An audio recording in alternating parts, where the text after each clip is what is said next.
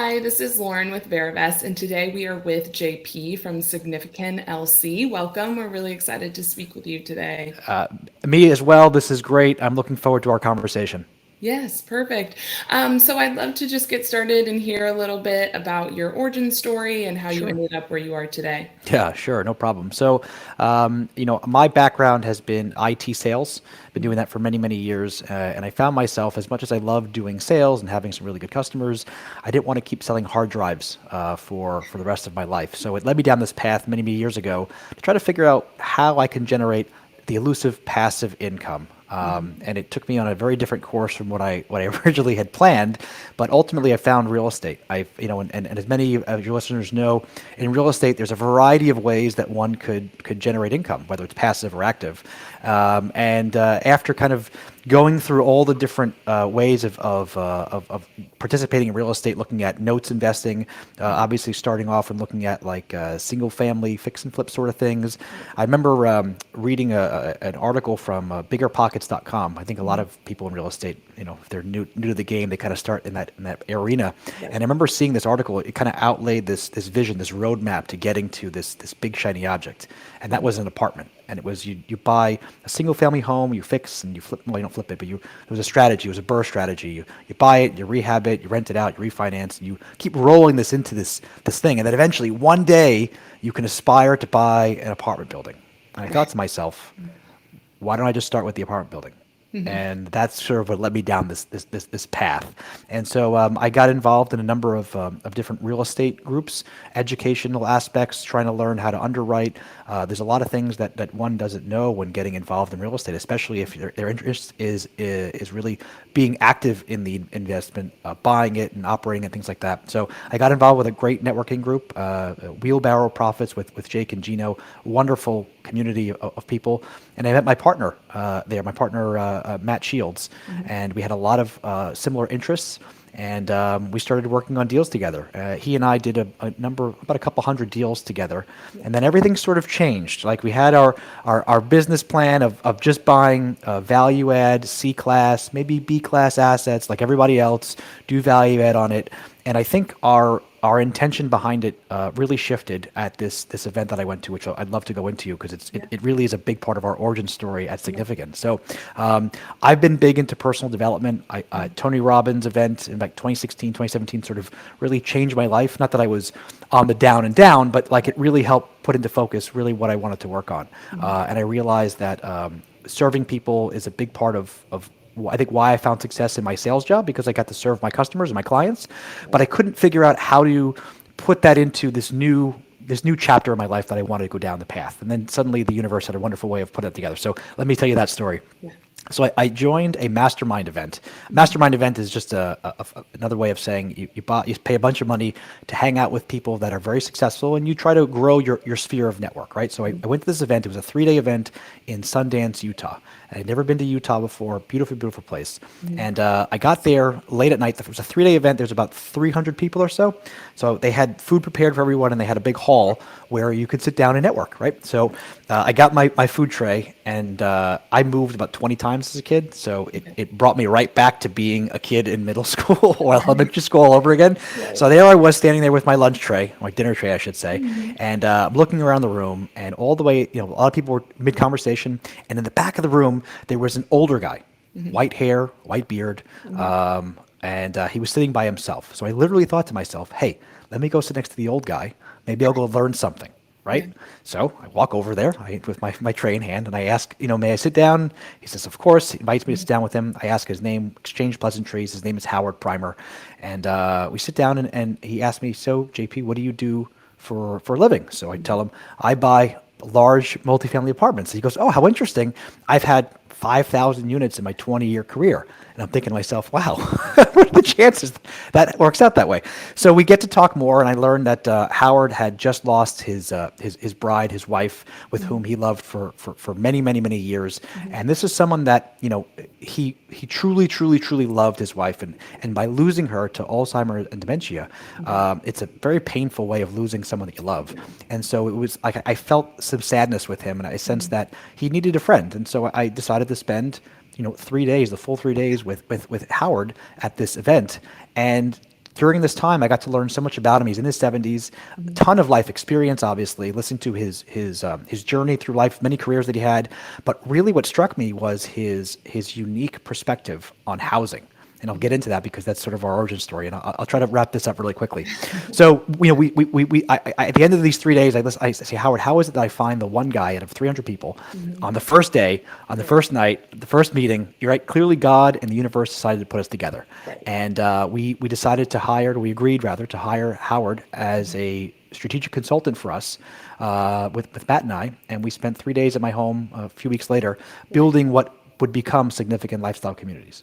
And if I can, I'll just jump into kind of what his thing and naturally as a result of that, what our thing is, because it's really important for us. So what we learned is Howard's special sauce is about transforming language and using language to change things. So in his business and naturally in ours, like for example, we use language in a way that really breaks down the landlord-tenant dynamic, that kind of bad, conflicting, combative Right. relationship. And so instead in our communities, we don't call people renters. We don't call them residents. We don't call them tenants. They don't live in units. They don't live in apartments. We sort of thrown all of that out the window. And instead we call them members. We invite them to become members of our community. Now this sounds like a simple thing, but it really transforms the relationship there. And I'll keep giving you more examples. So, they don't pay rent. They pay a membership fee. They don't sign a lease. They sign a membership fee. Membership agreement. There aren't leasing agents. We have membership coordinators. There's continuity in the story here, right? And we don't have a property manager. Instead, we have a community mayor.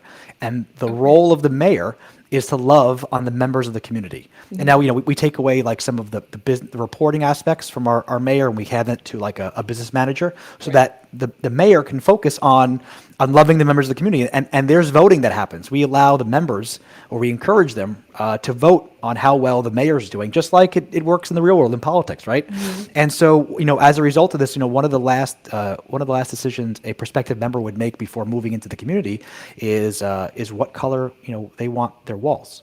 Howard found, and what we found is, giving people the freedom of choice is tremendous. And not many places are doing this. And we're going to paint the walls anyway for the turn. Why not let the person living in that home decide what color it's going to be? And so even if they pick the default color, it's okay.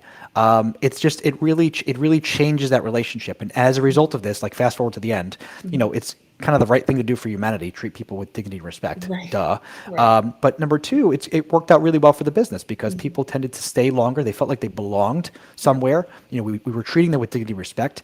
And they took pride and ownership of where they lived. It's now their home. Even though, it's an apartment, there was a shift that happened. And that was a result of really changing the language. So that's the origin story, and we set out really to change the world one community at a time, one person at a time. My partner Matt and I are really passionate about health and fitness and wellness, and part of what we want to do as a vehicle, if you will, to change the world is use our access to community and people and educate them, provide services like life coaching. Provide services like financial literacy, kind of get that out to the open. So that's sort of our origin story in 8 minutes right there. But I love telling the story because it's so exciting for me to relive that. Absolutely. I'm so happy that you shared it with me. I think that's one of the best origin stories I've heard thus far, and I've been doing this for a while. So thank you so much. So please share with me as well how you source deal flow. What is your acquisition strategy? Yeah, sure. So we go after B and C class assets. Howard likes to say we like looking at fish that are gray in the gills. They're not dead yet, but they got some life left in them. So we do B and C class assets. We look for them in B or above neighborhoods. We look for units, or I'm going to use the industry terms. We look for properties that are at least 250 units in size. So a big component of our business model, our platform, is about customer service. We need people to do the customer service part, right? So what we found is you can't really have or maintain or support the staff needed to deliver our ethic with a 100-unit property. or 150. So that sweet spot's about 250 or so. So we look for properties that are 250 units in size. We focus mostly on properties in the southeast of the United States. As far as sourcing deals go, we leverage existing broker relationships. These are brokers that my partner Matt and I have been working with for a number of years now. And after closing deals with a number of them, it really starts to open the brokers really only care if you can close a deal, right? And once you've proven that, it really allows them to open up and provide access to maybe off-market deals. So it's a combination of on-market and off-market deals, and we really try to see what really is in best interest for our vision, what we're trying to do, and how we can best deliver our ethic to a particular community. Yeah, amazing. And you've touched a little bit on, operating in the South and Southeast, but Yeah. can you elaborate a little bit more on the key markets that you operate in and why you select those markets? Yeah, sure. So I relocated from New Jersey a number of years ago down right outside of Atlanta, Georgia. Atlanta was like not it was on my original investment real estate market Yeah. main market list, but I never thought I'd move down here. And after spending 2 years, my wife and I and kids driving all different parts of the South, trying to figure out where we wanted to move, we found this wonderful community outside of Atlanta, and we relocated here. So living in Atlanta, it's a wonderful, wonderful real estate market. It's got all of the things going for it, right? Employment, education, job growth, population growth, all the checkbox that one looks for when investing in a market. However, it's also very competitive, very, very competitive. And as a group starting out with only a few hundred, almost less than 1,000 units, it's sort of hard to. We found it's been hard to really get to the end on a deal here. We've got a couple properties here, but not on the bigger size that we were looking for. So, we're for buying B and C class assets, that's what everyone's buying, and we're looking for 250 units plus. It really narrows down how many particular opportunities there are in the marketplace. So we've had to kind of broaden that scope out a little bit and look at other cities that are down here in the South as well. So to answer your question, we've got Atlanta, we've got parts of Florida like Jacksonville, and in the Carolinas as well. So like Charleston, Raleigh, Charlotte, those markets, and also a little bit north of where we are in Nashville and particular parts of Tennessee. But for the most part, we're really looking for our next deal here in the Atlanta because it's close to home, and I'm tired of driving a little bit. Right, absolutely. Yeah, it's so surprising to see how much the Southeast has expanded, Yes, especially in the last couple years with so many large companies moving that's right. there, and so many people after 2020 moving to those areas as That's well right. too. That's Yeah, right. so That's right. that's great. You guys have the right idea, especially coming from New Jersey, I understand. Well, one quick story about that. So I Yeah. remember in the early days coming out to Atlanta and Mhm. exploring the market and learning it, driving around, and I Right. would find myself, getting out of the airport on the little tram car, looking out the Yeah. window and seeing all the cranes. And Mhm. cranes are like that's it's the message that tells you all of this stuff is growing. And then I go back to New Jersey or New York, Right. New Jersey, Yeah. and it almost felt like, and this sounds weird, like that I was going backwards in time, but it would almost feel like a different world. I'm like, Yeah. why is and how is Atlanta blowing up? And Mhm. then I go back to New York, like Right. the mecca of all of this of the world as far as business goes, and it Mhm. doesn't seem like it's the same thing. So Mhm. that really struck me when Yeah. I was traveling down to the south to see all Yeah. that growth really happening. Oh yeah, Yeah. absolutely, absolutely. So tell me what your investment philosophy is. How do you determine whether a deal is worth doing or not?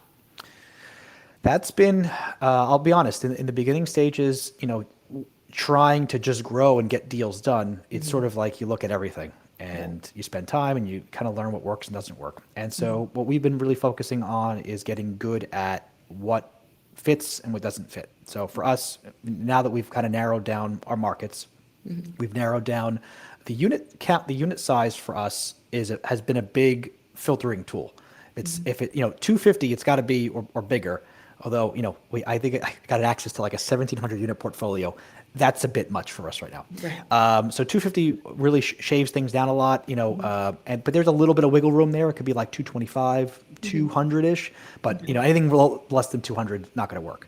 Right. We really look for what really helps us a lot is looking for rent deltas that Mhm. are significant. So what Mhm. I mean by that, and there's no pun with our name here, what I mean by that is rent delta compared to the marketplace of 200, 250. We're not Mhm. going to look at deals where there's $100 spread Right. between the subject property and the competition in the marketplace. It's just too thin. We're not a REIT. that's not what we're about. We're about really adding value, and we want a long and wide runway to be able to work within. So we really like that's a big part of us is the size of the unit, the community, and then also looking for that really wide spread on the under market rents. Those are the biggest things I would say. Yeah. Perfect. Yeah. And tell me how you generate value once you've made the investment. What's your risk mitigation strategy? There's a couple of parts to that. So like there's the obvious part, and by obvious I mean, how do you prevent or help if and when someone is going through financial trouble and they can't pay, right? That happens often, especially in today's day and age.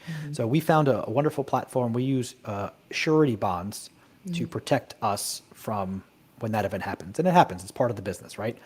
We found is that traditional security deposits, they're really limiting, right? It's a barrier for entry for most people.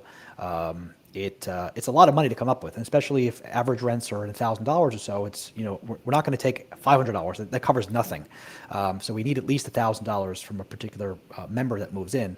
And with these surety bond programs, we're able to get 2x, sometimes 3x coverage of rent. So for example, instead of $500, we can get 2,000 or 3,000 or more, depending on their we'll call it their credit level, based on their background and the history there.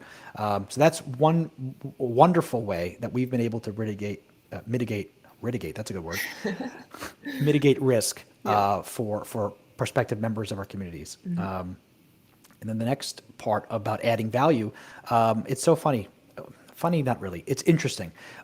One of our properties that we have in Shaker Heights, Ohio, it's an amazing community. It's right across the street from this brand new $100 million mixed use TOD called the Van Aken District. And the rent deltas there were like $600, $700. Everyone was telling us, no, you can't do anything with that. Let me explain what we did very quickly. So clearly the units, they weren't renovated for a long time. So there's that. There's the obvious part of just making it look better, right? To enhance value. But the first thing that we did in the early beginning stages before we can get all the renovations going was do the following. We redecorated the leasing office. We called the membership house. So we changed the furniture around.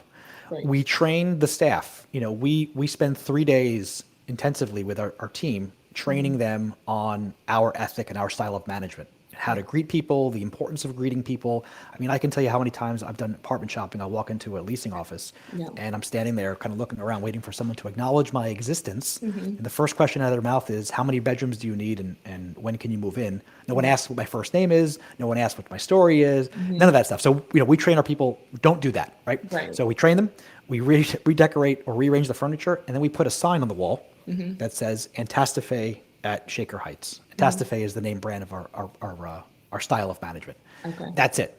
And by doing that and zero curb appeal work, zero interior lobby work, zero renovations, we were seeing anywhere from 30 to 50% in place rent increases. That's anywhere from $250 to almost $500 of increases in rent just by doing that.